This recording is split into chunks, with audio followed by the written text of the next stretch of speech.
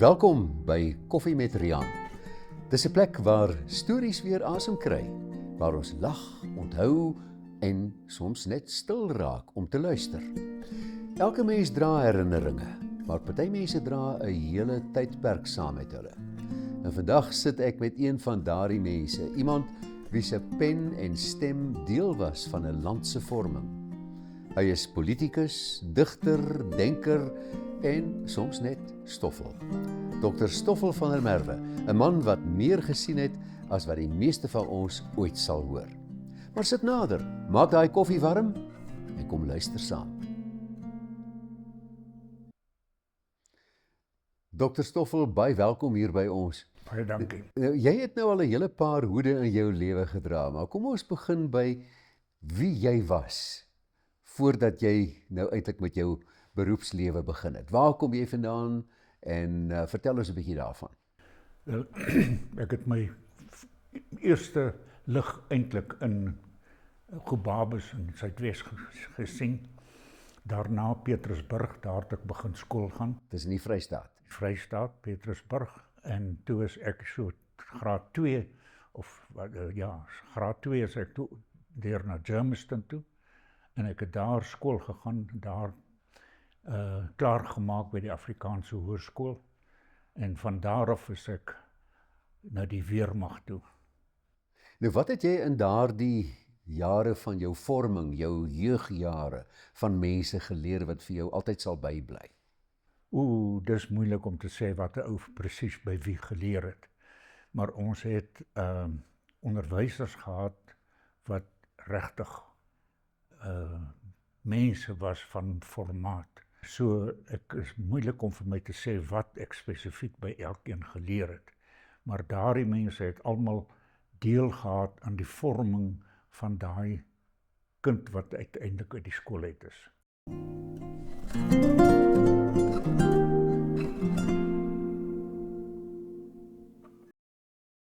Die meeste van ons onthou natuurlik vir Stoffel van der Merwe op grond van sy loopbaan.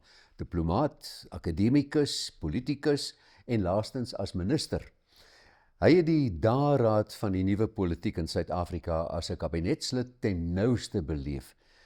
Toe die slag tussen verlig en verkramp op 2 Februarie 1990 in die parlement gelewer is met president F.W. de Klerk se rigtinggewende toespraak. Nou, jy was 'n lid van die span wat daardie toespraak help skryf het, wat op 2 Februarie 1990 in die parlement gelewer is. Vertel ons 'n bietjie wat agter die skerms aangegaan het. Nee, die ding het 'n lang aanloop gehad, want ek meen dit was 'n baie indringende ding gewees wat daar gebeur het. So dit het maande van die het dit al in die kabinet sommige dele daarvan bespreek. Ons het dikwels gesit in blou gerookte kabinetskamers tot laat in die nag, jy weet. Ja. En toe was ek nou so bevoorreg om op die 1 Februarie, die aand van die 1 Februarie, saam met Janie Roux, wat nou die president se direkteur-generaal was en nog 'n ou, ek vergeet nou wie, het ons daar gesit in Janie se kantoor en gehelp om die toespraak te skryf. En F.W. het in sy amptswoning gesit en dan het ons met veilige faks heen en weer goeders gestuur. En ons het daardie ding deurgewerk. Ons het omtrent 6:00 die aand begin tot 1:00 die nag. En dit was 'n behoorlike spanpoging en is insette uit die geleedere van ander kabinetslede ook ingewin? Nee, wel kyk, F.W. het nou, en ons almal het nou met die kabinetslede gesels. So ons het ons standpunte opgebou uit wat daar uitgekom het. En F.W. het geweet wat hy wil sê. En ons het dit met ander woorde net op die beste moontlike manier probeer aanbied. Dan stuur ons vir hom iets per veilige faks en dan stuur hy weer vir ons goed per veilige faks en dan gaan ons weer aan. Dit was regtig 'n spanpoging. Wel, ek kan goed onthou op die aand van 2 Februarie 1990 was ek bevoorreg om die televisie nuus aan te bied met die aankondiging wat die president daardie dag in die parlement gedoen het. Ja. Goeienaand. 'n Toespraak wat sonder twyfel in die geskiedenis sal staan as 'n waterskeiding in die Suid-Afrikaanse politieke ontwikkelingsproses, is vandag deur die staatspresident, meneer F.W. de Klerk, met die opening van verjaar se parlementsitting gelewer. Die toespraak is wêreldwyd en, met die uitsondering van regse politieke groepe, landwyd verwelkom.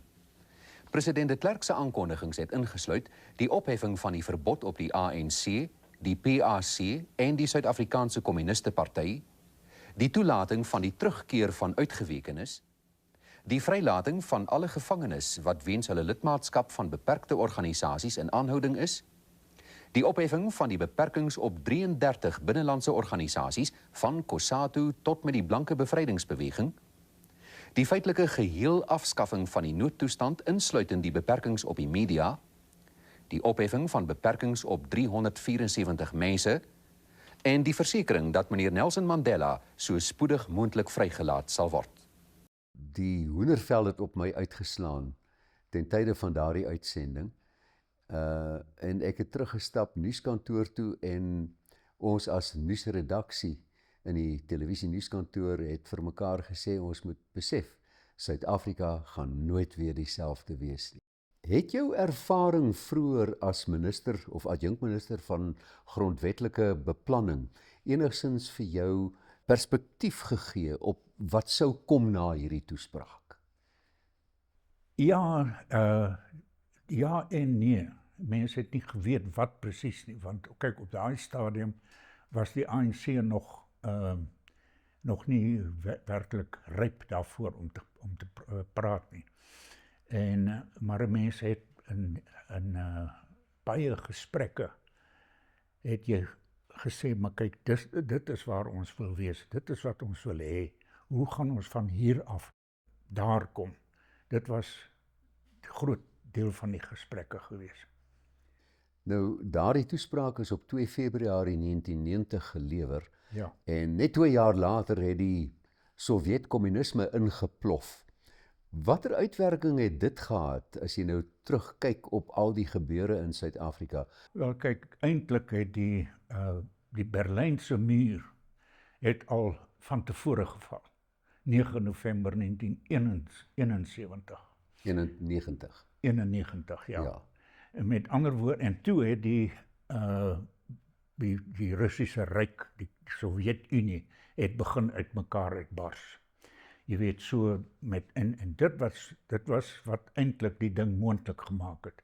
Ek meen, daar was verskillende fasette wat by mekaar gekom het op daai tyd, maar daai een was ook baie belangrik, want toe kon die ANC nie meer ondersteuning kry uit Rusland of uit Kuba uit nie, weet. As hulle chommies daar gebel het daai ouens nie meer die telefoon geantwoord nie. Ja. So toe moes hulle nou maar hulle plan verander. As jy nou vandag 40 jaar jonger was, sou jy in Suid-Afrika wou aanbly of sou jy die Hasepad gekies het? Dis moeilik om te sê, maar ek is taamlik seker ek sou hier bly. Want soos wat dit is vandag nog, sou ek graag in die politiek 'n wesenlike rol wou speel. Om te sê, ons moet die ding so doen en daai ding so doen. So ek dink as ek nou 40 jaar jonger was as wat ek nou is, dan sou ek nog meer ywerig gewees het. Ek dink ook Suid-Afrika bied vir 'n mens baie geleenthede as jy byvoorbeeld entrepreneuriese vaardighede het of iets wat in die openbare belang aangewend kan word. Dink ek bied die land tog vir 'n mens nog steeds baie geleenthede. Ja, jy weet, kyk, sommer net as 'n voorbeeld, toe ek nou uit die politiek uit is, in 92, toe het ek my eie klein besigheidjie begin, waar ek optiese vesel ingesit het in woonbuurte. Ja. So ek het daai besigheidjie opgebou, en dit was maklik. Ja, as 'n mens net eenvoudig 'n bietjie gaan sit en dink oor wat kan jy doen, waaraan bestaan daar 'n behoefte in die samelewing waar jy miskien 'n gaping kan vat, dan dink ek bied dit vir mense skuldige geleenthede. Dr. Stoffel, jy was in die diplomatieke diens. Ek dink jy het in Italië en in die Verenigde Koninkryk en in New York verskillende plekke diens gedoen as 'n diplomaat. Jy was 'n akademikus, jy was professor by die Randse Afrikaanse Universiteit van destyds en toe word jy nou 'n politicus. En as jy nou terugkyk op jou lang, suksesvolle, bevredigende lewe, wat het jy alles daaruit geleer? Wat om te sê wat Dis 'n mond vol. wat ek daaruit geleer het is moeilik, maar wat ons reg gekry het in daai tyd, dit is die goed wat belangrik is wat ons reg gekry het. En ons het reg gekry om die rigting van die regering amper 180 grade om te draai in sekere opsigte. En dit het my, die agtergrond het my baie gehelp, want ek het my proefskrif geskryf oor revolusionêre bedrywighede in Suid-Afrika. Met ander woorde, daar was mense wat 'n revolusie wou maak in Suid-Afrika. En ek het my proefskrif daaroor geskryf om te sê, hoe moet jy maak om dit te vermy? Ja. En Liewer evolusie as revolusie, ja, né? ja, absoluut so. En so, jy weet, dit was baie interessant geweest, maar dit was ook baie uitputtend, want ek meen, as ek nou vat, byvoorbeeld op die universiteit nog, toe ek daar was, het ons navorsing gedoen oor die wit mense se houding teenoor die kleurlinge, voor jy die 3-kamer parlement gekry het. En ons het so woes gegaan, dat ek het elke tweede nag geslaap. Maar die ander nag het ek in die rekenaarkamer van die universiteit gesit. Want op daai stadium het die universiteit 'n rekenaar gehad. Enkelvoud. Enkelvoud. Ja.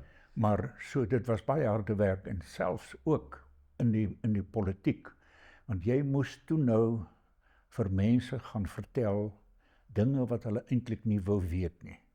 Moes hulle oorhaal om dinge te doen wat hulle gedink het hulle sal nooit wil doen nie. En dan moes jy saam met hulle die emosies wat jy self deurgegaan het, van afsonderlike ontwikkeling na volle demokrasie. Dit is 'n groot stap wat jy moet neem, en jy was verknog aan die gedagte van afsonderlike ontwikkeling, van 'n federasie van state in Suider-Afrika. En nou moet jy dit vir die mense sê, dit was ons beleid, dit was Dr. Verwoerd se beleid, maar dit gaan nie meer werk nie. En nou moet ons 'n ander pad vat. En dan moes jy hulle emosies op jou vat, en jy moes vir hulle vertel die emosies wat jy self deurgegaan het in hierdie proses. En dit was nogal uitputtend. Jy het ook hierdie boek geskryf, 'n reis deur tyd en emosie in die politiek. Dit lyk vir my, ek het hom nou vandag vir die eerste keer onder oë gekry, en dit lyk vir my na eintlik 'n opgawe van wat alles in Suid-Afrika gebeur het in die tyd terwyl jy aktief in 'n beroep gestaan het, in 'n beroepslewe gestaan het. Ja, nee, absoluut so. In die sin dat ek het nou my pad geloop, my emosionele pad, my pad deur emosies, weg van afsonderlike ontwikkeling na volle demokrasie toe. Ja. En daar's baie mense wat my eenvoudig daarmee gekonfronteer was. En hulle het nie geweet, hoekom jy dit doen nie. En hierdie boek sê eintlik, waar was ons gewees, wat was die gedagtes, hoe het ons gekom waar ons vandag is. Ek wil net 'n bietjie terugkeer na die vroeë gedeelte van jou loopbaan toe jy diplomaat geword het, want dit bekoor my om te dink 'n mens gaan buiteland toe en jy verteenwoordig jou land. Jy's nou in Italië, dis 'n vreemde taal.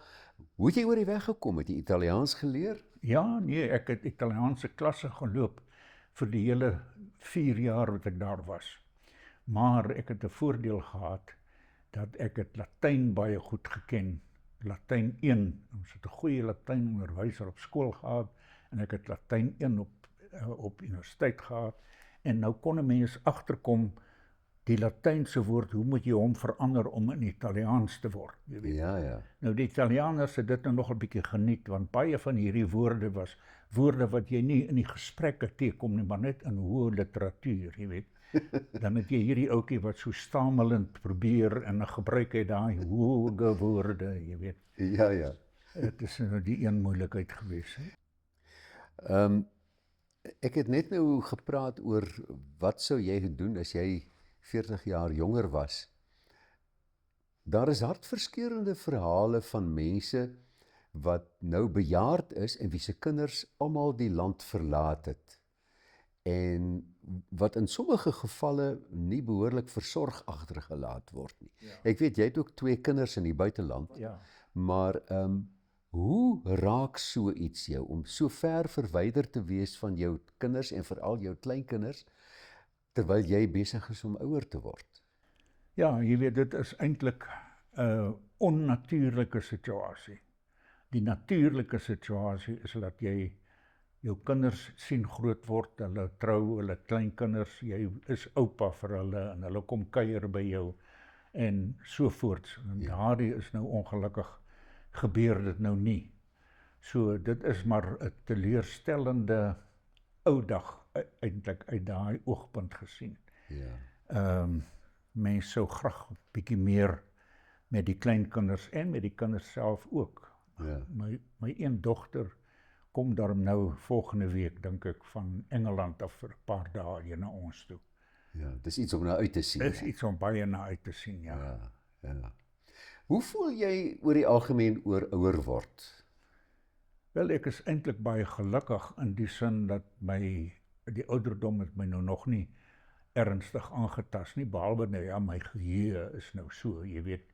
Want kyk, hulle sê mos nou met jou geheue, soos wat jy nou ouer word, vergeet jy mense se name. Ja, Nee. ja, En dan as jy nog bietjie ouer word, dan vergeet jy hulle gesigte ook. ja. En as jy nog bietjie ouer word, dan sê jy ou Bydam, sê wie's ek nou weer? Ja, ja, ja. Ja, mense sê dit met 'n lag, maar daar is 'n traan in die lag. Daar is 'n traan. Ja, Want daar is ongelukkig so baie dinge, mooi herinneringe wat eenvoudig ontsnap. ja. Weet, en die geheue is maar vrot. Ja, dit is natuurlik 'n normale proses dat 'n mens na mate jy ouer word neig om name te vergeet of gesigte te vergeet. Ja, En 'n mens maak maar vrede daarmee. Gelukkig het ons ander wat ek noem ontsnapwoorde, jy weet. Ek sal byvoorbeeld sê, ou dinges, man, hoe gaan dit met jou? Of wanneer het jy laas vir ou wat se naam gesien? absoluut ja. Ja. Nee, dit werk maar so, jy weet. Maar nou is dit ook so dat die mense met wie jy daai soort gesprek voer, word ook al minder en minder. Ja, Want van die ouens wat nou van my tydgenote is daar al 'n hele klomp wat onder die kluite is. ja, dit is nogal benouend om te sien hoe die grimmige oesman met sy sens in ons bos swiep. Ek sê jou, nee, dit is so, maar intussen tyd het ons nog die voorreg om te lewe en ons moet die beste daarvan maak. Carpe diem. Carpe diem, Ja, gryp die dag. ja, ja.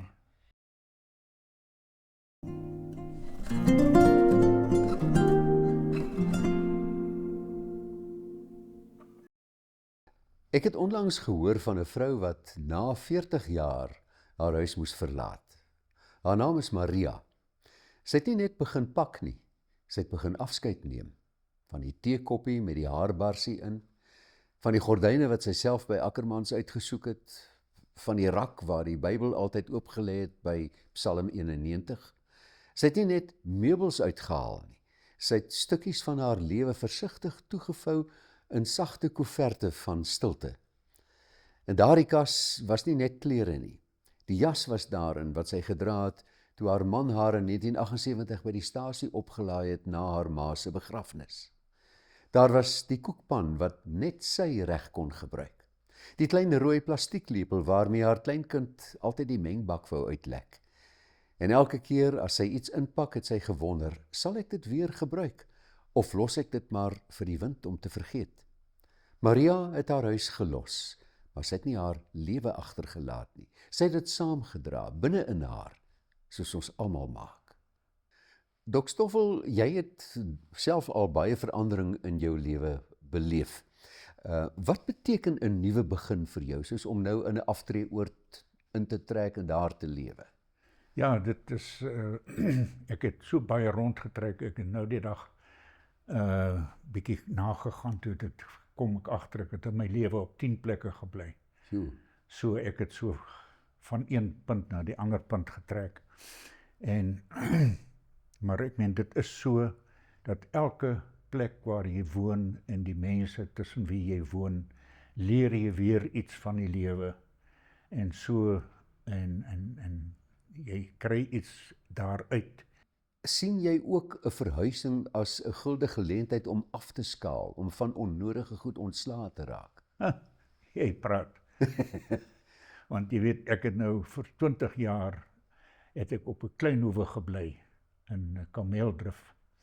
En ek het daar aangekom met 'n hele klomp goed wat nou van my vorige tye, selfs nog goed wat uit Italië uitgekom het, was ek nog daar. En daar was 'n groot stoor. Weet, so as jy op 'n hoewe is en jy het as jy gelukkig is, het jy 'n stoor. Maar as jy ongelukkig is, het jy ook 'n stoor. Want jy vergader daar 'n klomp goed wat jy nie van afskeid wil neem nie. En nou moes jy afskeid neem, want ons het van 'n groot huis getrek na 'n kleiner huis. En daar het so baie goed wat jy eenvoudig moes van ontslaa raak. En dit is amper 'n soort van 'n verarming wat jy deurgaan. Ek dink 'n mens kan dit min of meer ook sien as 'n keuse tussen sentiment en nostalgie.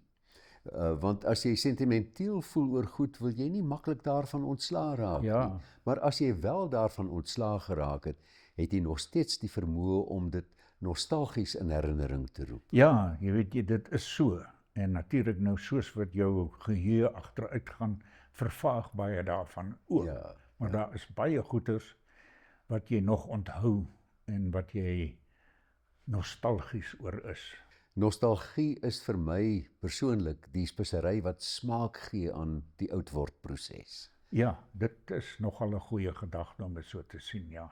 Om deur 'n fotoalbum te blaai, sê nou maar van 'n reis wat jy in een of ander land onderneem het, of van familiegeleenthede, roep dit dan nou weer herinneringe op, en dit is asof mens weer die genot daarvan proe as jy daarna kyk. Ja, nee, absoluut so. Dit is absoluut so. Nou, ek het natuurlik nou die ongeluk gehad, of sal ek sê, die probleem gehad dat my eerste vrou oorlede is op 'n redelike vroeë ouderdom. En toe het ek daarom gelukkig 'n tweede vrou gekry wat nou vir wie ek baie lief is, wat my baie liefdelik behandel. Ja. Maar nou so daardie goeters, as jy nou praat van die fotoalbums wat nou in die vorige lewe, die is nou net nie meer dieselfde as die wat jy saam met die persoon wat saam met jou daar was, kan na kyk nie. Ja, en dit maak tog 'n verskil, Maak 'n groot verskil, ja. Want dit bring dan saam met die nostalgie ook so 'n bietjie droefenis mee. Ja, nee, dit is sekerlik so, maar dan as jy dit kan deel met iemand, dan help dit baie. Ja, gedeelde smart is halwe smart, sê hulle, net so. Ek hoor jou duidelik, dis reg, absoluut so.